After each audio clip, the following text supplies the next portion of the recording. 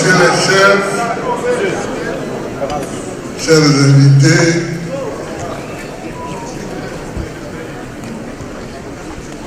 on vous a déjà salué, mais je vous remercie d'être tous là. Je vous remercie vraiment d'être là et je me fais l'honneur de venir à mon invitation. Il se fait tard, on va aller vite.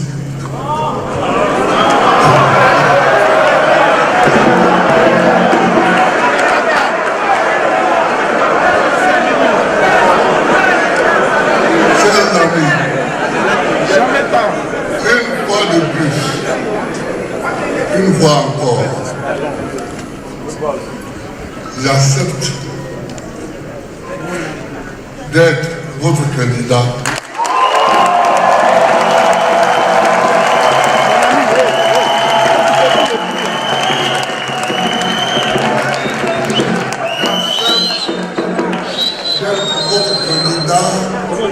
Pour aller à la bataille.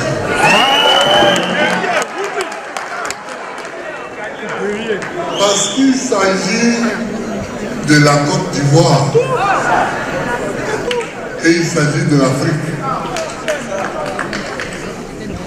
Il s'agit de la Côte d'Ivoire et il s'agit de l'Afrique.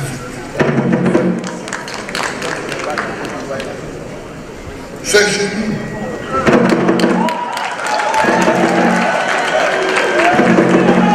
L'Afrique, c'est chez nous.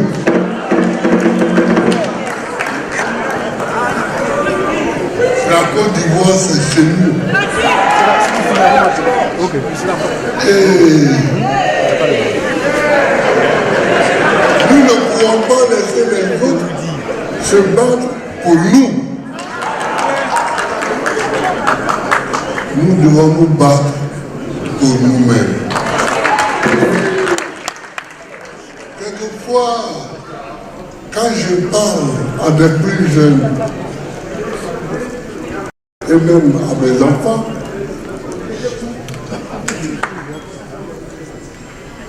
je leur dis,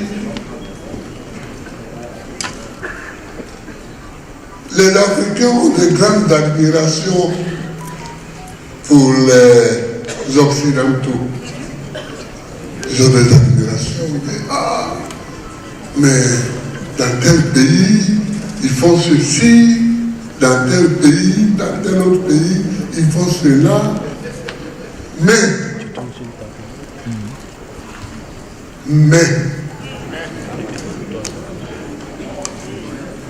ces Occidentaux-là, leurs parents et leurs grands-parents ont souffert le martyre. Les Américains, dont on parle souvent, les Américains, ils ont fait la guerre de libération contre la Grande-Bretagne.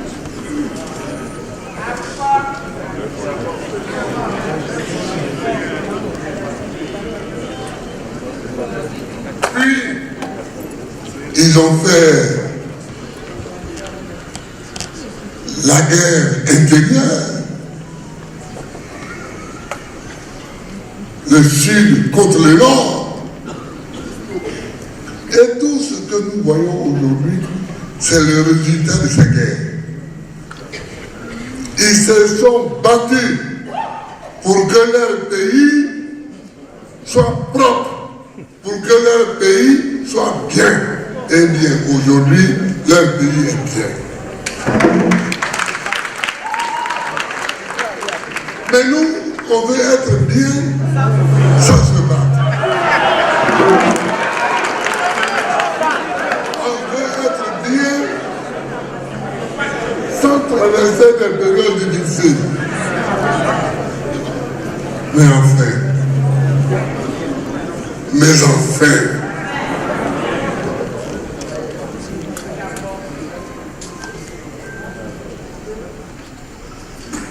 Abraham Lincoln, il est mort.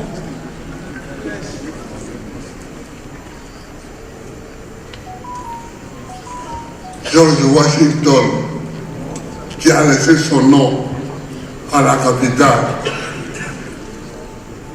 et qui a été le premier président, il est mort. Mais ce sont leurs petits-enfants qui aujourd'hui profitent du combat qu'eux ont mené. Mes chers amis, si nous voulons que notre pays soit bien, menons des combats.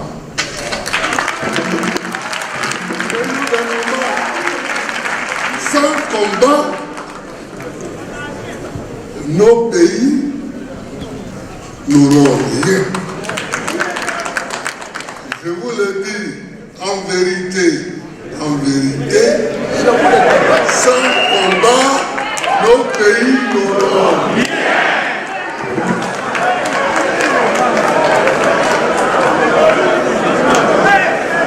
Vous croyez que quand Assoa Dougou l'a cité tout à l'heure, quelques petits combats que nous avons menés, vous croyez que quand nous nous battons à longueur d'année, quand nous allons en prison, que nous revenons, nous y allons, nous revenons, c'est parce que nous avons la prison.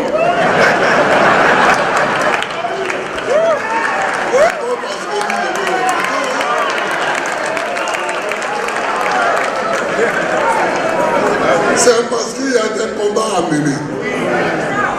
Et ces combats-là, personne ne les mènera à notre place. Donc, nous nous battons. Le premier engagement que moi je peux prendre devant vous, c'est que je vais faire un seul mandat.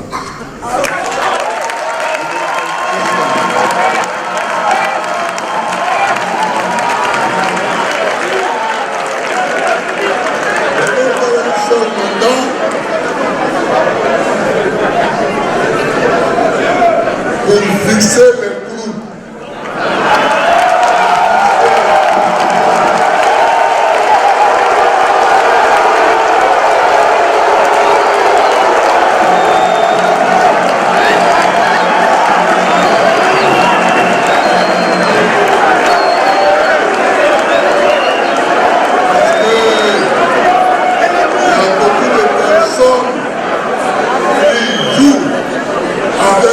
Gestion de l'État. Parce que les coûts n'ont pas été fixés. Nous allons les fixer. Et on n'a pas besoin de plus d'un mandat pour ça. On n'a pas besoin de plus d'un mandat. Ils ont vu clair. C'est pourquoi ils nous ont fait la guerre. À partir de 2001.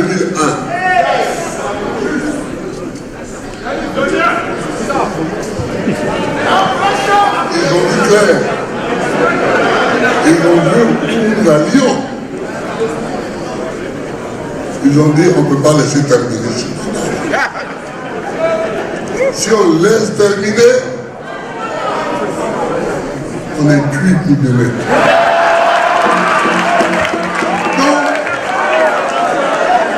L'engagement, c'est de dire que je vais faire un mandat, mais un mandat où tout sera bouclé.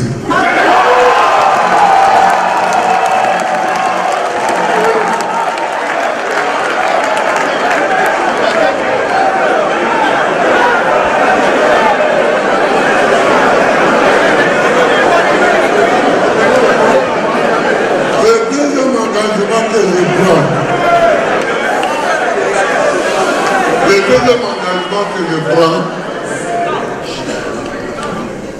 c'est que notre pays a connu beaucoup de problèmes, beaucoup de frottis-frottants.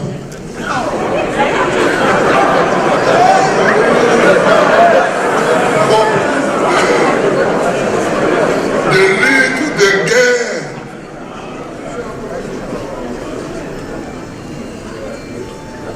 Mais nous ne connaissons pas la vérité sur tous ces conflits-là.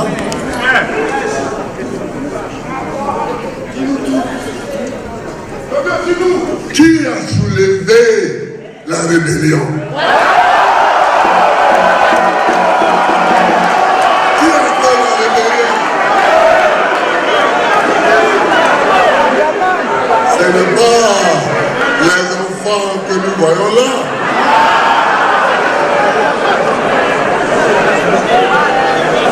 Ce n'est pas les enfants que nous voyons là.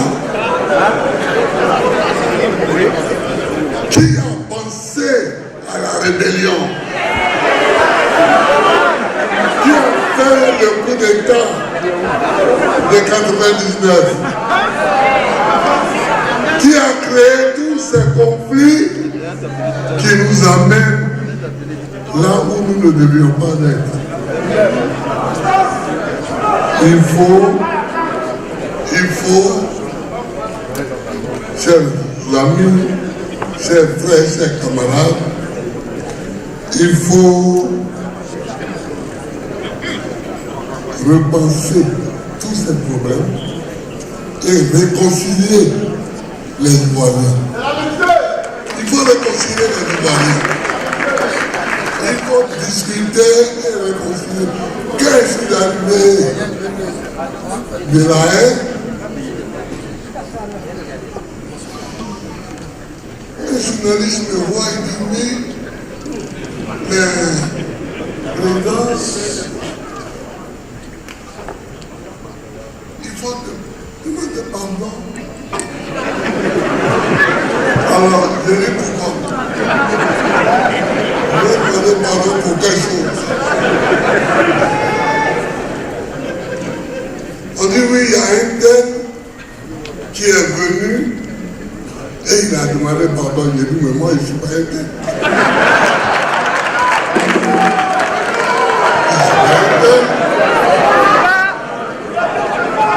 Je suis ancien président de la République.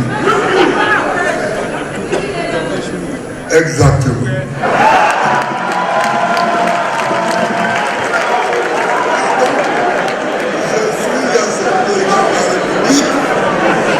Si un problème se pose, on le pose. On en discute. On arrive à la conclusion. Et étant arrivé à la conclusion, on tire les leçons. Je n'ai pas envie, moi, c'est pas pour envie de mettre les gens en prison, non. Quand quelque chose, quand un moment est passé, ce moment est passé. Donc, le moment de mettre les gens en prison est passé. Mais par exemple, il y en a qui parlent, oui, il y a des femmes qui sont mortes à Bobo, mais qui les a tuées? Qui les a tuées? Il faut qu'on trouve qui les a tuées. Les femmes sont mortes à Bobo, mais il faut qu'on trouve qui les a tuées. On ne peut pas dire oui, quand Babo était président, c'est lui. Il y en a même qui pensent qu'ils sont intelligents et disent oui, c'est la responsabilité. C'est la question de responsabilité. Quand il y a un maître, il y a un maître. Et le maître, il y a un auteur. Il y a un meurtrier. Il y a un meurtrier. Donc, sur toutes ces questions, il faut discuter. Il faut discuter et réconcilier les Ivoiriens. Mais vous allez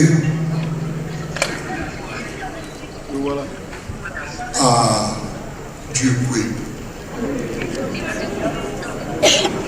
Vous allez à Bandolo. Vous allez à Dodo. Vous allez à Dutroson. Bon, mais il y a des gens qui sont morts. Presque 1000 en un seul jour. Presque 1000 en un seul jour. Mais vous croyez que ces gens peuvent être réellement réintégrés à la République si on ne discute pas de ce problème et qu'on ne donne pas les noms des auteurs?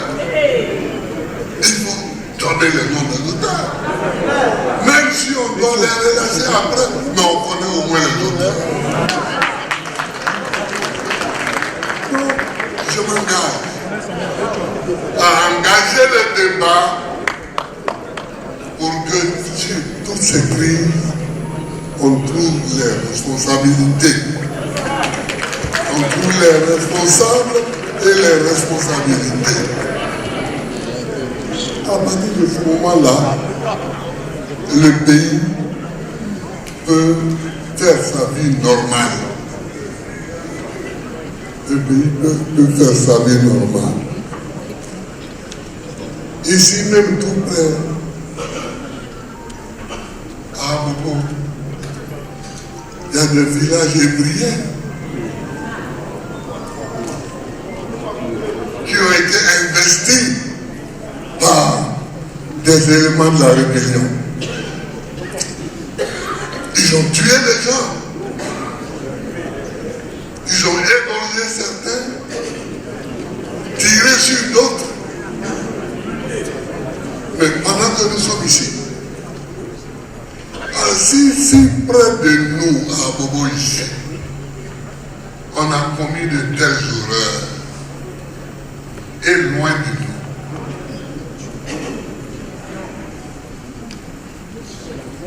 moi je connais quelqu'un qui fait aujourd'hui les réseaux sociaux. Mais quand tu dis un certain nom, il tressaillit et il pleure. Parce qu'on a tué son père. Mais il ne dit pas toujours. Mais on a tué son père. Les rebelles dans leur descente ont tué son père. Il nous faut apporter aux Ivoiriens qui ont souffert, il nous faut leur apporter l'apaisement. En ce qui me concerne, je suis content de ce point de vue-là. Comme un jugé de 2011 en 2019 à la CPI, et qu'on ait trouvé que je suis innocent.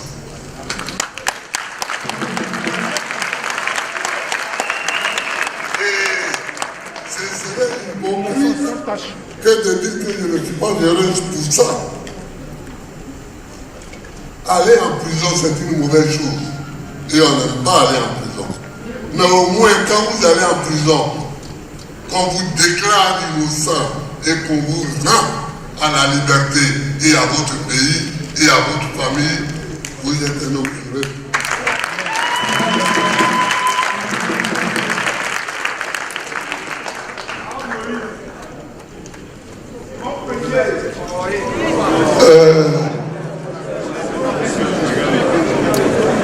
Il faut, je vais faire ce que j'avais déjà fait. C'est-à-dire qu'il faut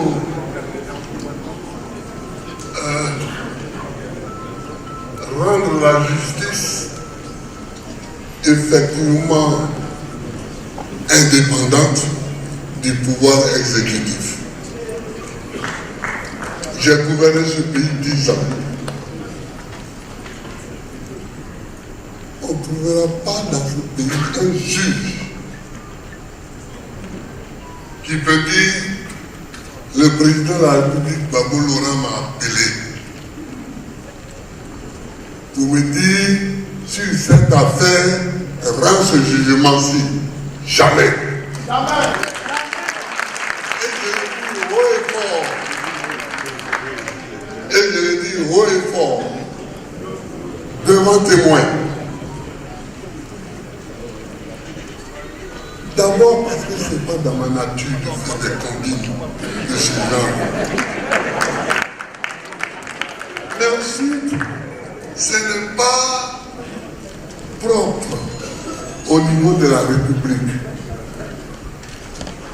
Ce n'est pas propre de vouloir faire des combines de ce genre. Non.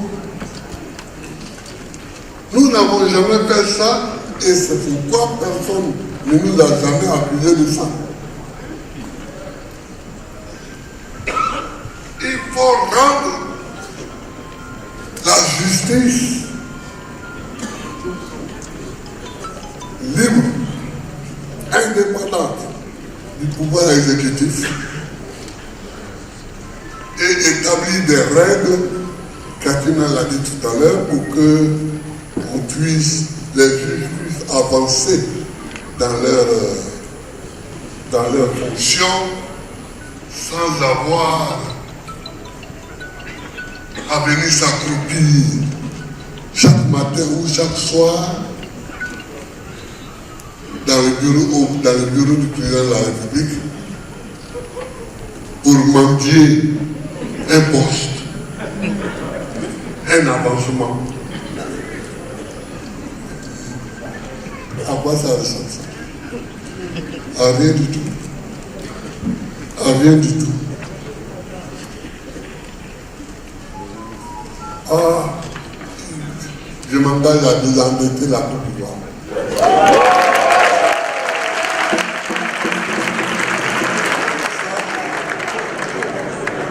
Je sais faire un peu.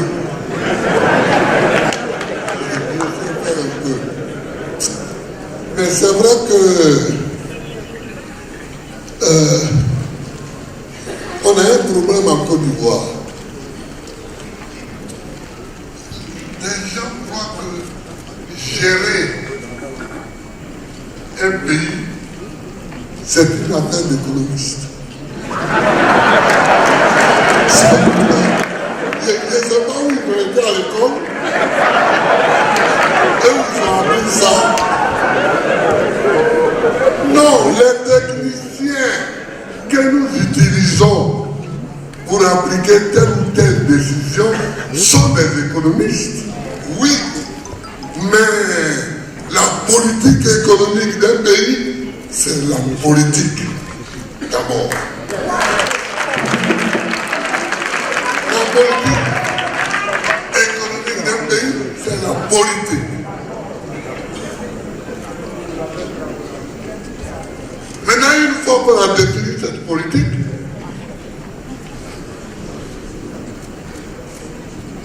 comme j'ai appelé à l'époque les mamans de Koulibaly, les Bonou Guabré, j'ai dit bon, on va faire ça. Alors, trouvez comment on peut faire ça. Ça, c'est... On va faire ça, c'est politique. On va faire ça, c'est politique. Maintenant, vous, trouvez comment on peut s'y prendre. Ça, c'est à vous de le faire. Alors, j'écoute quelquefois les gens.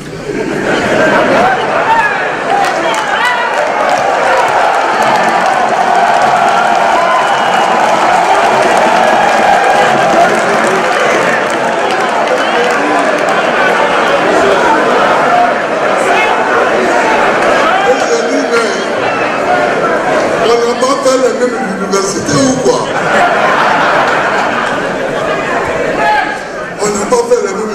C'était un oubli. De Gaulle n'était pas un économiste. Pompidou n'était pas un économiste.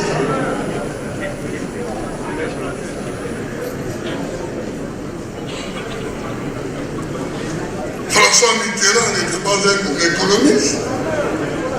Jacques Chirac n'était pas un économiste. Mais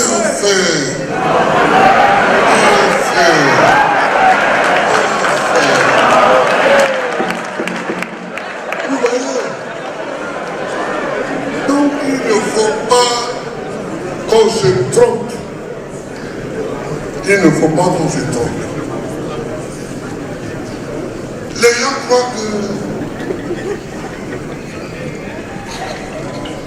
qu'il faut être économiste pour tracer les sillons d'une politique économique. Ce n'est pas vrai. Le dernier premier ministre de Mitterrand, qui a été ministre de l'économie et des finances avant d'être ministre, j'ai oublié son nom, Pierre Bérégovoy. Mais c'était un ouvrier. C'était un ouvrier.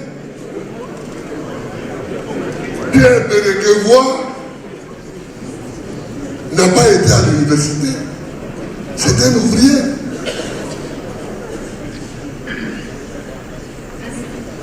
Est-ce que vous comprenez? Et il a été ministre de l'économie et des finances de la France. Et il a été premier ministre de la France. De la France, hein?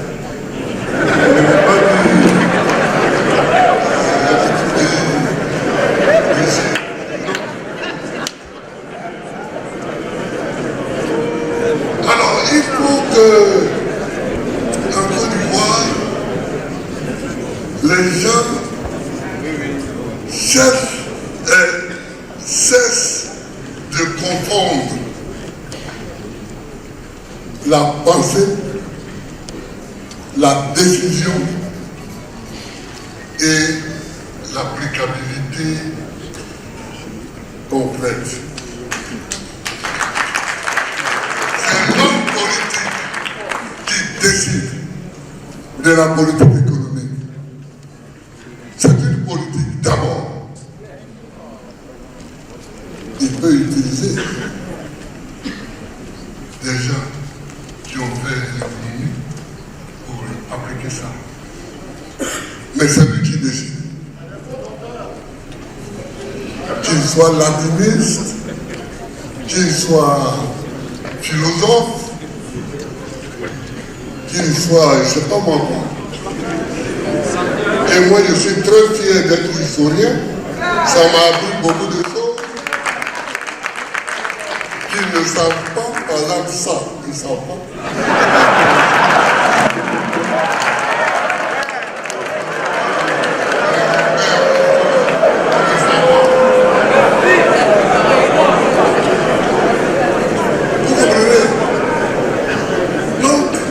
Il ne faut pas que les gens confondent. Ah oui, j'ai été banquier. Ah oui, j'ai été ceci. Ici, on cherche un président de la République. On cherche un chef d'État. C'est-à-dire, on cherche quelqu'un qui va prendre des décisions qui vont orienter notre économie, qui vont orienter notre politique. C'est ça qu'on cherche. On ne cherche pas un ancien banquier.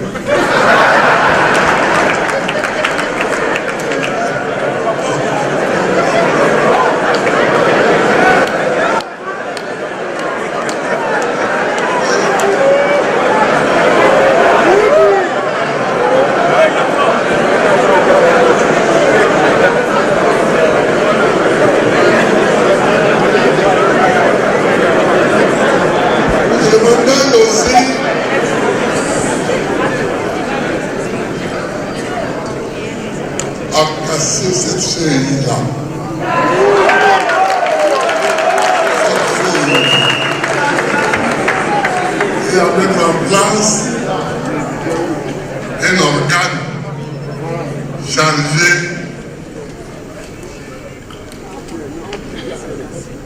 d'organiser des élections qui apaisent tout le monde. Vous organisez une élection, puis chacun sort en se proclamant président. C'est pas que vous avez peur.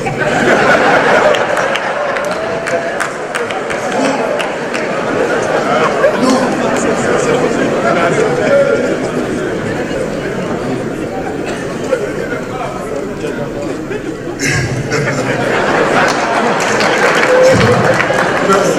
Merci.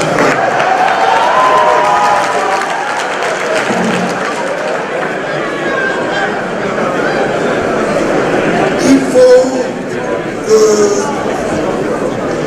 les frères que vous êtes sachiez que notre idée de la commission électorale indépendante a été travestie, a été gâtée, a été pourrie. En 1990, le premier à avoir été candidat contre Fouboigny, le seul, c'est moi.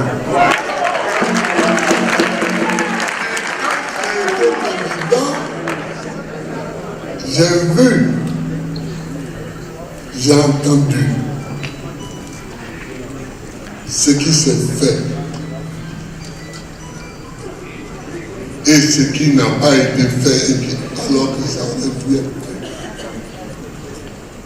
À partir de ce moment, octobre 1990, nous avons réclamé les pays à corps et à cri une commission neutre chargée d'organiser les élections pour que chacun ait son véritable poids politique. Et puis, en rencontrant tous les amis africains,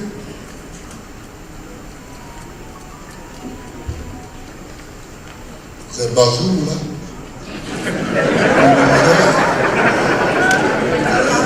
les Soufou, les Bazoum, les Lamine Savadé au Sénégal,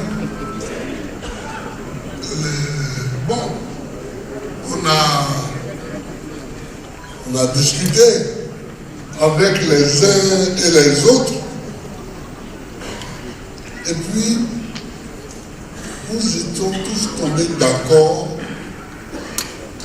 pour la mise en place dans nos pays respectifs d'un organe neutre chargé d'organiser des élections crédibles.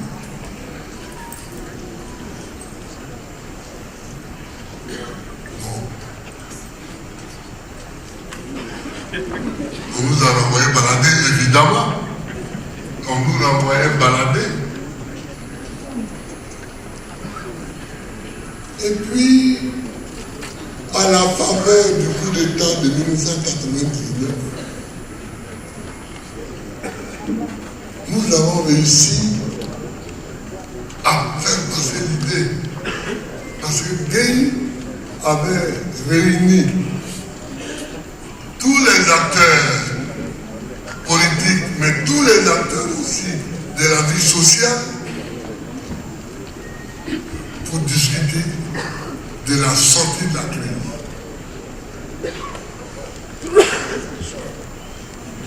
Je remercie un homme comme Denis Sédi, René Denis Sédi, qui a usé de son poids. Les professeurs de droit, je ne parle pas de nos militants, mais des Sédi,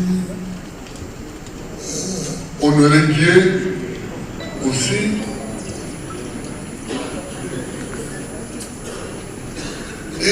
remporté ça et Gueye a accepté. On était heureux.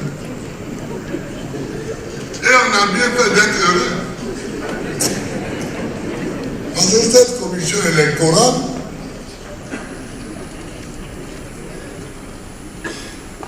a décidé que le candidat n'était pas le président.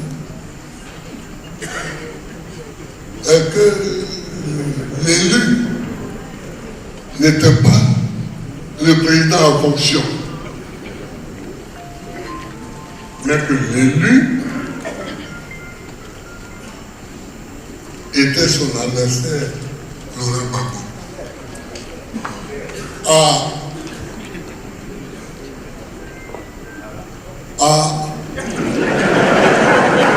Problème. Parce que lui, il avait pensé comme tout le monde. Il est président sortant. Il est militaire. Donc il a gagné. Si Lida est là, Lida, il est menti. Ah, Lida est là.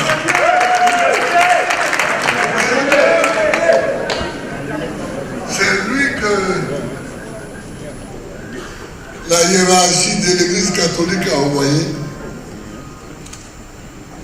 me chercher parce que chaque soir, on m'emmenait, lui, Lida, qui s'occupait de ma sécurité, m'emmenait dormir quelque part.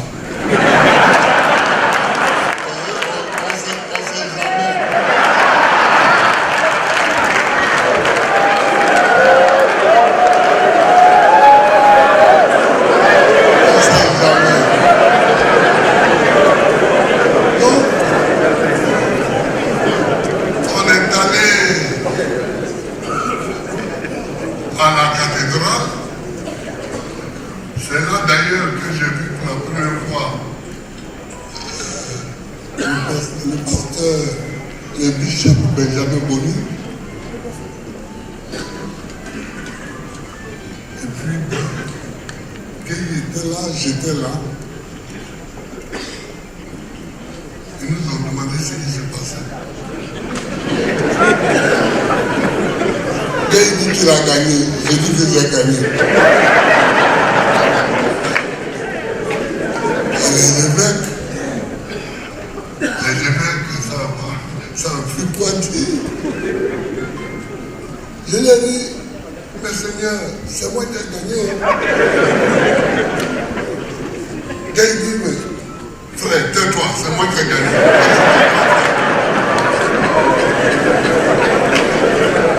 Et finalement,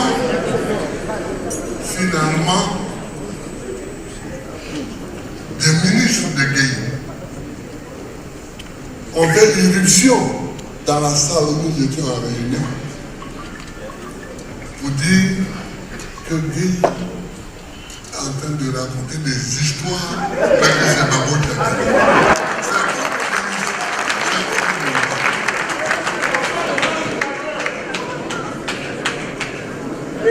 Vous voyez donc l'histoire de la CEI est une histoire difficile et longue. C'est là que pour la première fois, devant ces évêques et ce pasteur, que je me suis rendu compte que non, on est encore loin de la démocratie. Parce que cette élection-là, comment quelqu'un peut se lever pour dire c'est moi qui ai gagné, c'est pas moi.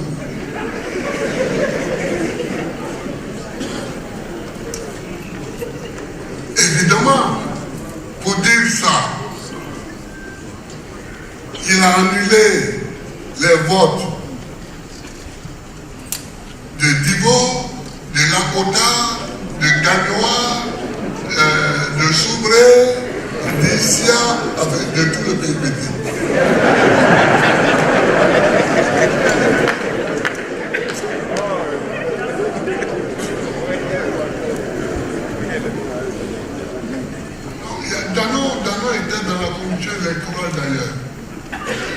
Donc, finalement, la mobilisation du peuple a fait que le pays est parti. Quand on lui a dit que les gens marchaient, ils venaient de Yopougon, il est monté dans un hélicoptère. C'est sur lequel il a vu la masse qui arrivait. Il a dit au pilote, emmène-moi au Togo. Le gars dit non, il n'y a pas assez de carburant pour arriver au Togo. Il dit bon, dépose-moi chez Papa Togo. C'est comme ça qu'on l'a amené chez Papa Togo. Après de grandir. Quand le pilote est revenu, il est venu me dire, mais je ne l'ai pas dit parce que je ne voulais pas que les militaires aillent le débusquer ou lui faire du tort. Donc, je regardais là-bas et ses amis à lui, français, avec qui il avait fait l'école de justice, sont arrivés. C'est à eux que j'ai dit où était Gueye. Et je les ai fait accompagner par des chauffeurs et des officiers pour aller voir Gueye. C'est comme ça qu'ils ont pris Gueye et ils l'ont mené dans son village, à Kabakouma. Mais, donc, l'histoire de la CEI, la CEI a une histoire en Côte d'Ivoire. Et aujourd'hui, à nous, on veut faire croire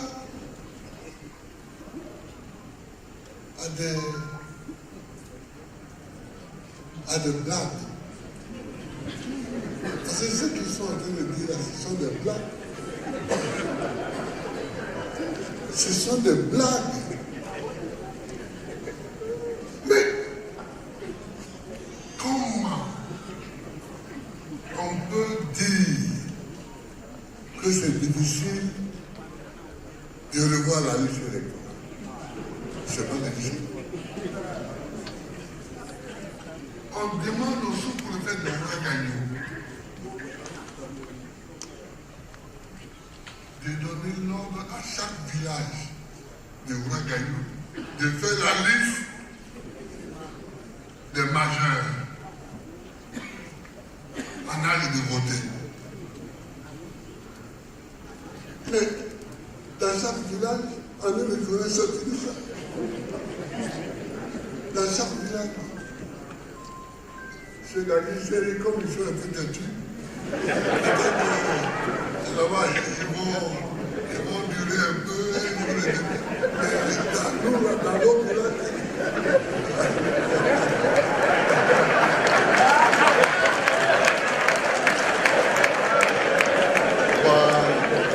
mais nous, dans nos villages, on fait ça tranquillement.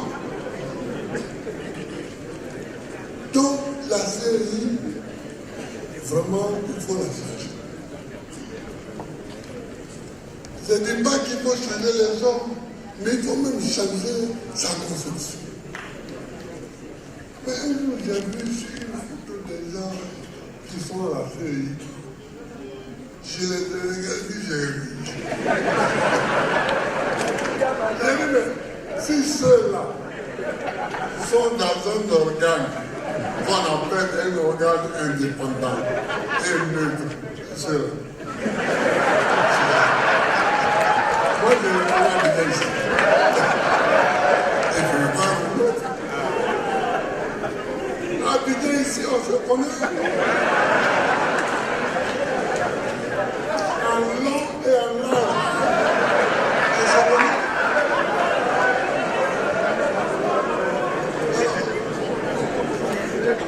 Donc, je le dis haut et fort. Il faut changer la série. Il faut changer la série. Il faut changer la structuration et il faut changer les hommes.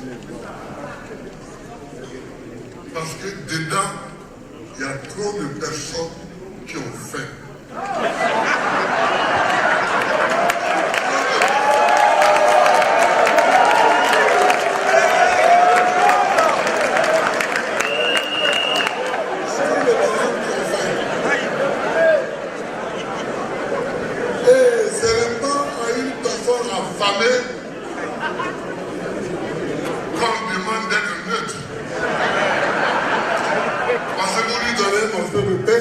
Il est avec vous.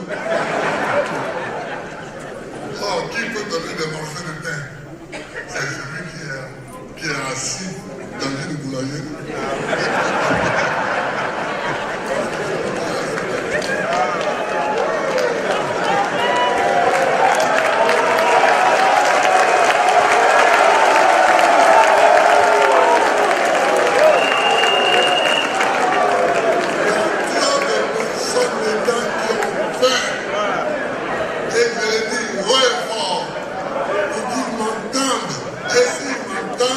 Ils savent de qui je parle.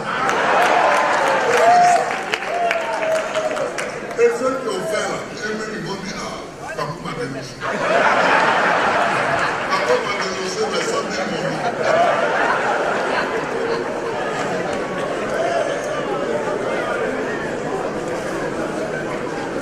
Bon, il faut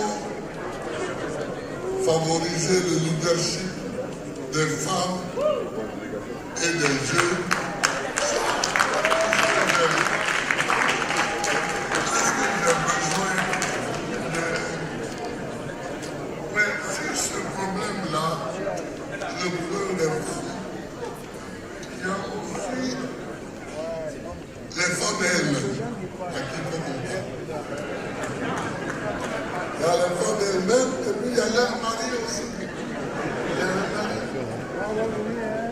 Parce que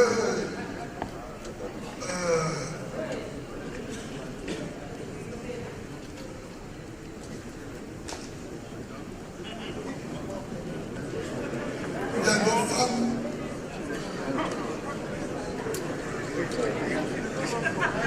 qui font souvent le choix et disent si j'occupe tel poste,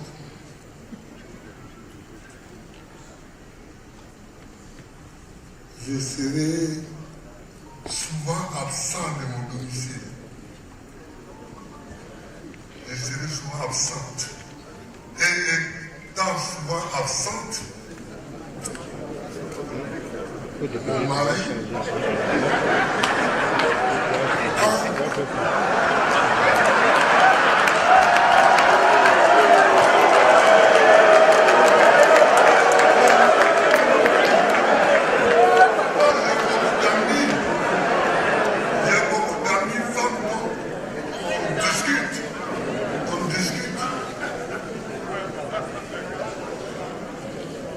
et puis il y a des hommes même qui sont jaloux de voir leur femme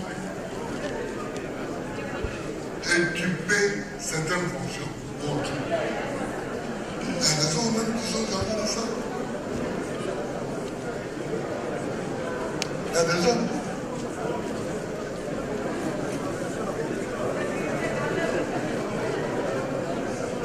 Et j'observe. Quand j'étais chef d'État, j'avais un certain nombre de femmes ministres. Il y a eu des problèmes qui ont éclaté dans presque tous les foyers où la femme était ministre, sauf un ou deux. Un ou deux. Mais ça venait souvent de la jalousie non dite des hommes. De la jalousie non dite des hommes. Il y en a même un qui est venu me dire, tu as nommé ma femme ministre de moi. Qu'est-ce que tu fais de moi? Et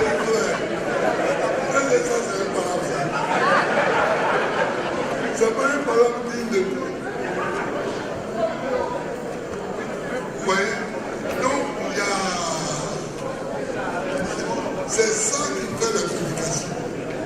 C'est ça qui fait la communication.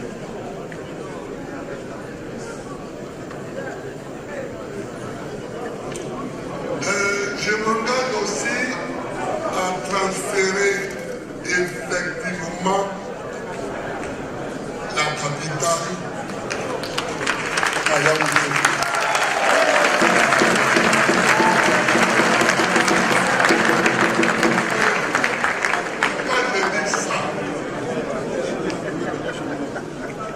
Vous savez que la voiture pour le commandant. Donc, je veux que je mette la capitale à main. Voilà.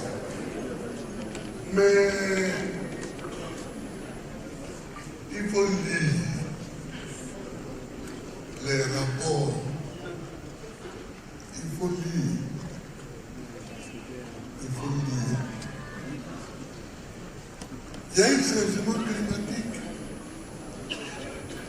Et depuis les côtes du Nigeria jusqu'aux côtes du Libéria et de la Sierra Leone, l'eau monte. L'eau de mer monte. Allez à Lagos. Allez à Lagos. Il y a aujourd'hui des villages laquistes qui sont en face de Lagos. Les gens vont à la maison en pirogue et arrivés, ils montent dans des petits escaliers en bois jusqu'à arriver dans leur maison. Et les rapports disent ça. C'est pourquoi le Nigeria lui-même a transféré sa capitale à Abuja. Regardez même ici en Côte d'Ivoire, là-haut, Grand là-haut. Pour nous, la vérité des Guénois, c'était là-haut notre grande ville maritime. Mais aujourd'hui, là-haut, il n'y a rien. Toutes les tombes même sont envahies par l'eau. Le village, la ville de là-haut même est envahie par l'eau. Et c'est dans des rapports qui sont déjà écrits. Mais les gens ne veulent pas lire. Les gens ne lisent pas. Les gens ne lisent pas. Et moi, j'avais trouvé le moyen de construire Yamoussoukro sans prendre un seul franc de crédit.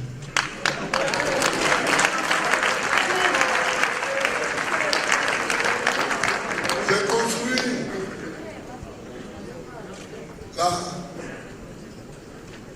l'Assemblée nationale. Je n'ai pas pris de crédit. J'ai commencé à construire la présidence de la République. J'ai pris aucun franc de crédit. C'est seulement l'autoroute que j'ai tirée de Saint-Globo jusqu'à Yamoussoukro. C'est seulement cette autoroute-là pour laquelle j'ai pris des crédits. Mais des crédits chez les Arabes. Oh, les Arabes ont la zakat. C'est-à-dire, ils ne sont pas autorisés à demander les intérêts exorbitants.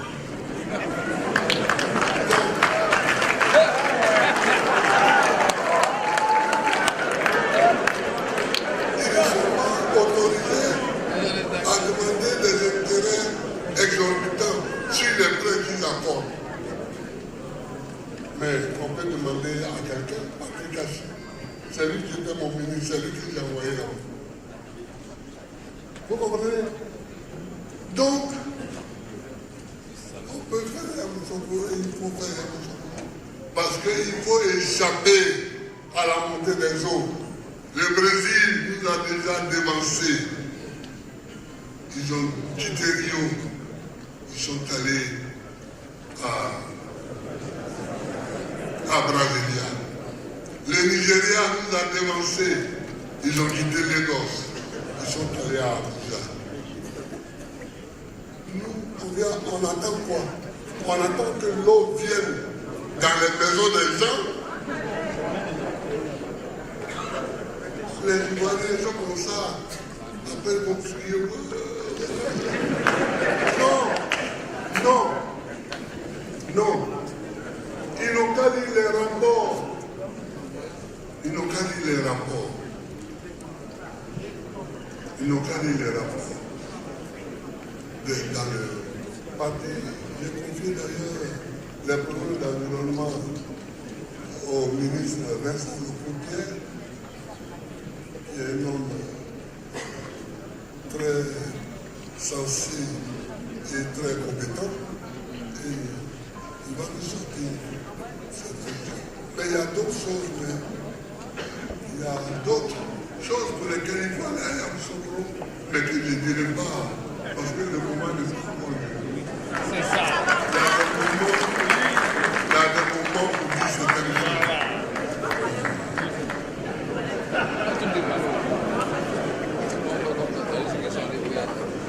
Alors, faire acheter, je m'engage à faire acheter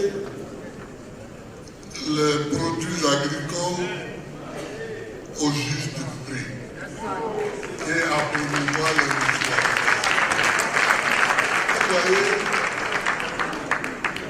Vous voyez, est-ce que ce n'est pas une misère ça? Qu'au Cameroun, on achète le cacao à 5 000 francs le kilo. Au Ghana à 3 000 francs le kilo. Et en Côte d'Ivoire à 1 500. Le cacao, ouais. Nous sommes les premiers producteurs.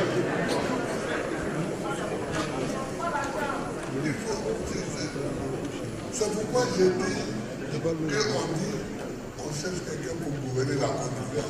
On s'exporte quelqu'un qui a travaillé dans le pays.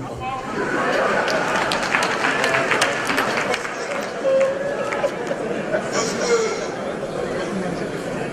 la vision élémentaire, c'est que si tu achètes le cacao des paysans à 5 000 francs le kilo, en Côte d'Ivoire ici, tu as de l'argent qui circule dans les mains des gens. Ils vont aller au marché acheter des choses. Et toi, tu auras les moyens de faire des taxes sur ce produit-là pour récupérer l'argent. Les taxes.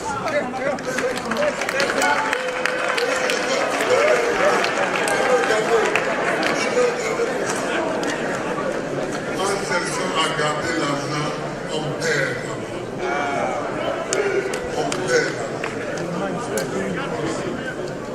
Si les gens disent encore, nous avons quelqu'un qui a travaillé dans les banques, dites-leur que ce n'est pas un banquier. On cherche un homme politique pour diriger la Côte d'Ivoire. Dites-leur. Et mon plus gros secret de vous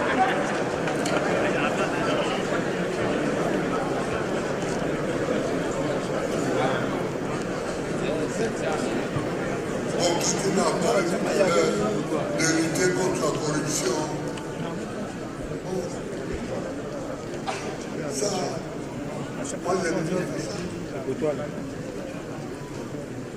Moi j'ai déjà fait ça. Un jour, j'étais là avec quelques-uns de mes ministres devant la présidence de la République. Et puis, Yoda et Siro sont venus me saluer. Ah, j'ai dit, mais vous deux, chantez votre chant là. Vous avez un chant, chantez ça. Ah, ils avaient, j'étais gêné. Le président, j'ai dit, mais vous ne connaissez pas votre chant. Vous dites que si tu nommes quelqu'un qui vole, c'est que toi-même tu es voleur. C'est pas ça.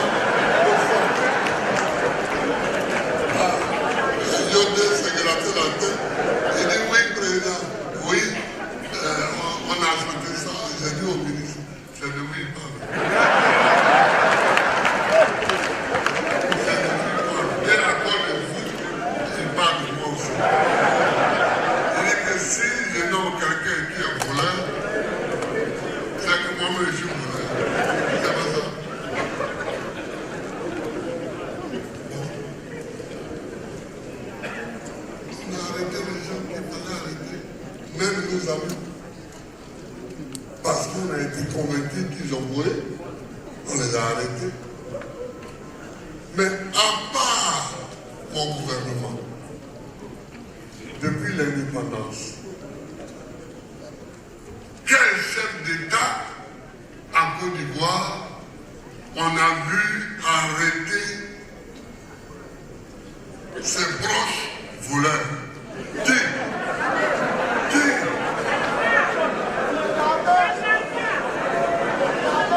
Les élections qui arrivent, votez pour quelqu'un qui met sa parole en corrélation avec ses actions.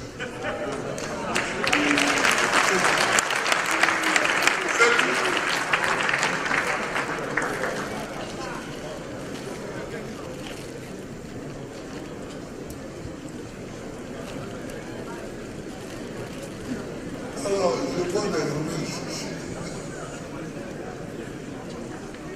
Rétablir la liberté de la presse et assurer la viabilité des médias.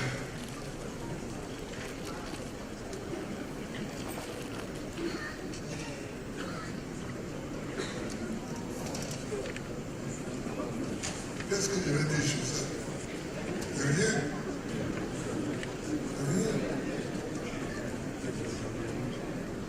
Assurer la liberté de la presse. Moi, j'étais président, j'ai nommé même des gens qui sont PDC, je les ai nommés. Dans la presse, je les ai nommés. C'est qu'est-ce qu'il va me dire qui va me faire mal? Rien. Donc, si je vois qu'il est compétent, je le nomme. Et puis c'est tout. Maintenant, s'il me montre qu'il n'est pas compétent, je l'enlève. Je l'enlève. Donc, chers amis, voilà ce que je voulais vous dire.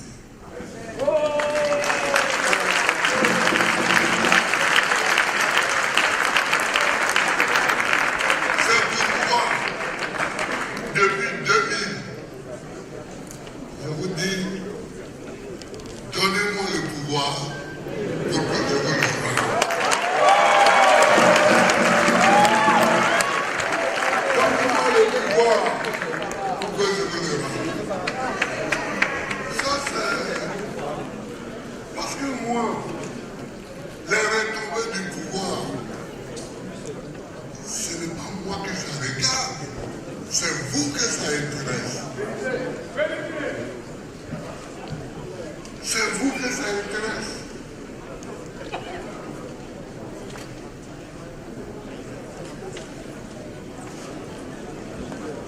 Je ne vais pas dire d'autre chose, mais donnez-moi le pouvoir. En 2025. Donnez-moi le pouvoir.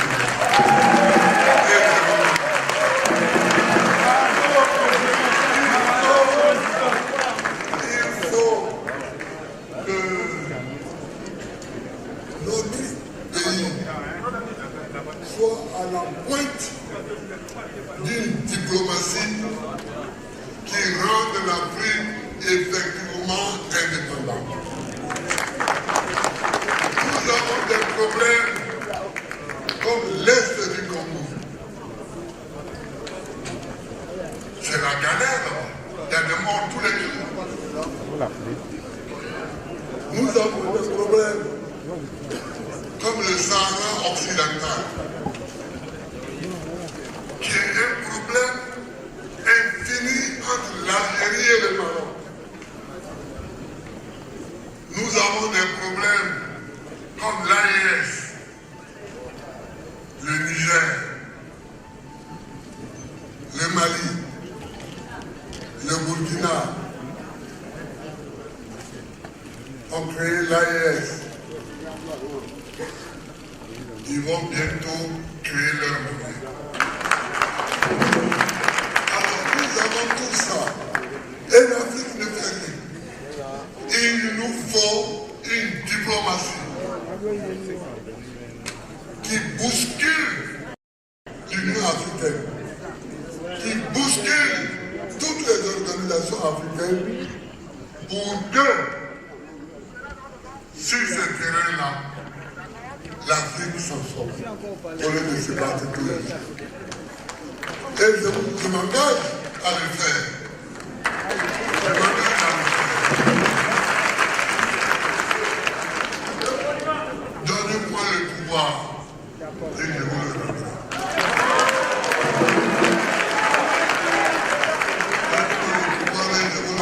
Parce que quand on est à cet âge ici, à soi, à Toulouse, on a passé toute notre vie à lutter.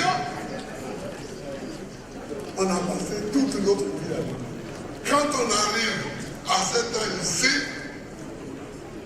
c'est pour conclure.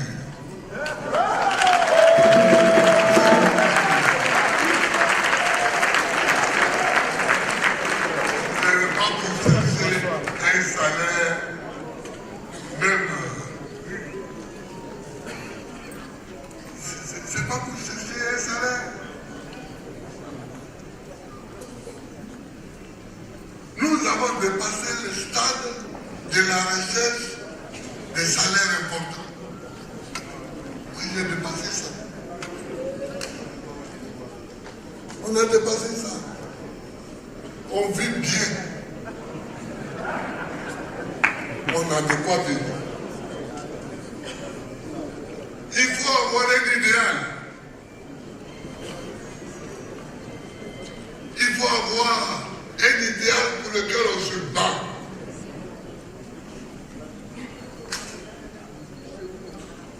Il faut avoir un idéal pour lequel on continue de se battre.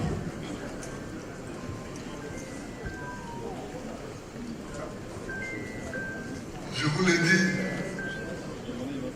les amis, si vous me donnez le pouvoir, c'est vous qui l'aurez.